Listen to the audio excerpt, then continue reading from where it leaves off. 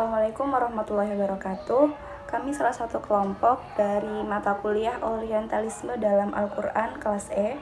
Di sini kami akan sedikit mempresentasikan dan menjelaskan mengenai tren terkini kesarjanaan Al-Quran.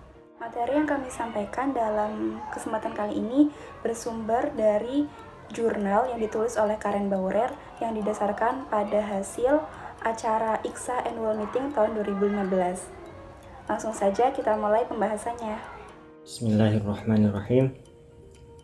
Kesarjanaan Quran di Barat telah melalui proses yang terbilang mudah. Adanya gerakan orientalis studi yang dipandang oleh sarjana muslim sebagai suatu tuduhan karena tindakan yang diberikan oleh sarjana Barat dengan menarasikan Al-Quran sebagai objek studi tanpa mengetahui asal-usul dari mana Al-Quran berasal, bagaimana dengan sejarahnya. Hal tersebut dinilai sebagai bentuk penurunan dari studi penafsiran Al-Quran. Baru-baru ini ada wacana terkait sarjana Barat untuk menghindari perasaan muslim dengan pendekatan yang lebih metodologis agar Al-Quran bisa dipahami sebagaimana kemauan Al-Quran atau tujuan dari ayat Al-Quran hadir itu sebenarnya mengarah kemana. Wacana ini tentunya telah dirancang sedemikian rupa untuk menghadirkan suatu metodologis yang tepat sasaran oleh sarjana Barat, baik itu dengan mempelajari isi ayat Al-Quran, strukturnya, retorikanya, dan gaya bahasa yang ada dalam Al-Quran. Di sisi lain, banyak sarjana yang memfokuskan dirinya untuk melakukan gerakan revisionis, namun hal itu sudah tidak berlaku lagi.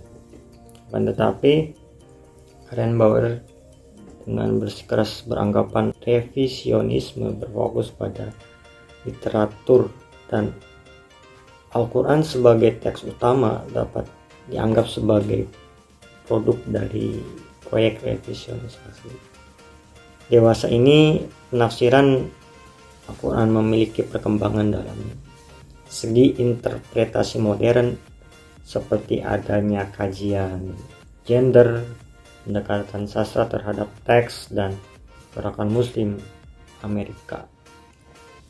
Tentunya dalam pendekatan-pendekatan ini ada wacana yang telah banyak didiskusikan dalam International Quranic Study Association IQSA untuk menghadirkan sarjana-sarjana Barat terkait bagaimana dalam penafsiran Al-Quran dan bagaimana tanggapan mereka terhadap Al-Quran dewasa ini untuk menghindari hal-hal yang sensitif bagi kaum muslim. Selanjutnya, pada saat panel itu diagendakan, beberapa ilmuwan berpendapat bahwa studi Al-Quran pada saat panel itu diagendakan tahun 2015 terlalu fokus pada aspek sosial, tradisi klasik, kurang memperhatikan ayat Al-Quran itu sendiri. Padahal dalam menafsirkan atau mengungkap makna suatu ayat Al-Quran sangat diperlukan aspek kebahasaan, di antaranya sintaks, retorika, tata bahasa, rima, dan intensionalitasnya. Hal demikian didukung pula oleh Devin Stewart bahwa retorika bahasa menjadi kunci pemahaman Al-Quran.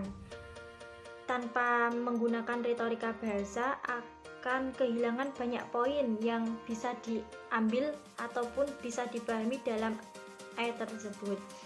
Sebagaimana pendapatnya, yakni strategi retoris dalam Al-Quran adalah fundamental, tidak bisa untuk dipisahkan, sehingga dapat dipahami bahwa seorang mufasir atau penafsir atau orang yang studi dalam bidang Al-Quran harus memiliki kompeten ganda, dalam artian memiliki kompeten dalam ilmu bahasa atau tata bahasa, di mana bahasa yang dimaksud merupakan bahasa-bahasa yang memiliki mitra percakapan dengan Al-Quran. Dan yang kedua adalah mampu memahami tradisi klasik dengan menguasai keduanya, yakni tradisi klasik dan aspek kebahasaan, maka seorang studi Al-Quran akan mampu mengungkap poin-poin yang terkandung di dalam suatu ayat yang hendak ditafsirkan. Untuk perkembangan Al-Quran saat ini, Stewart mengatakan bahwa banyak sarjana kritis yang berkecimpung dalam studi Al-Quran, sehingga memungkinkan perkembangan yang pesat untuk studi Al-Quran. Perkembangan dalam studi Al-Quran diantaranya yakni gender. Dalam kajian Al-Quran, gender telah banyak dibahas. Salah satunya yakni Prof. Aminah Wadud, dan yang di Indonesia yang terkenal yakni Dr. Rafi'ah Bil-Uzm. Namun dalam mengkaji Al-Quran harus memiliki batasan-batasan. Hal demikian guna menjaga keautentikan dan kesakralan dari teks ayat Al-Quran itu sendiri. Misalnya dalam menerjemahkan Al-Quran, seorang penerjemah harus menguasai dan memahami ayat tersebut, bukan hanya menerjemahkan saja. Kajian Al-Quran saat ini adalah topik yang akhirnya dikaji secara terbuka, sehingga disiplin ilmu Al-Quran saat ini tidak banyak mengalami ketegangan ataupun polemik seperti pembahasan Al-Quran zaman dahulu. Akan tetapi muncul pertanyaan, untuk saat ini apakah penting mencari perbedaan antara karya akademik yang bersifat ilmiah dan karya yang bersifat non-akademik yang bersifat formatif. Nah, para sarjana menggambarkan perbedaan hal tersebut dengan karya kritis historis dan karya normatif. Kalimat tersebut nyatanya berimplikasi bahwa secara tidak langsung, karya normatif tidak dapat diperlakukan secara historis. Padahal sebenarnya banyak ulama yang memiliki tujuan pengakuan ingin melakukan pekerjaan yang akurat dan kritis secara historis. Dalam kata-kata Stewart, beliau mengatakan bahwa beberapa dari penelitian itu kemudian akan memberitahu kita sesuatu tentang Al-Quran. Beberapa dari mereka tidak akan memberitahu kita banyak tentang Al-Quran. Mereka hanya akan memberitahu kita lebih banyak tentang apa yang ingin mereka katakan saja daripada tentang Al-Quran itu sendiri. Ulama yang dicap sebagai revisionis sering menawarkan revisi yang saling eksklusif. Dalam kata-katanya, Luxemburg tidak kompatibel dengan Patricia Kroon.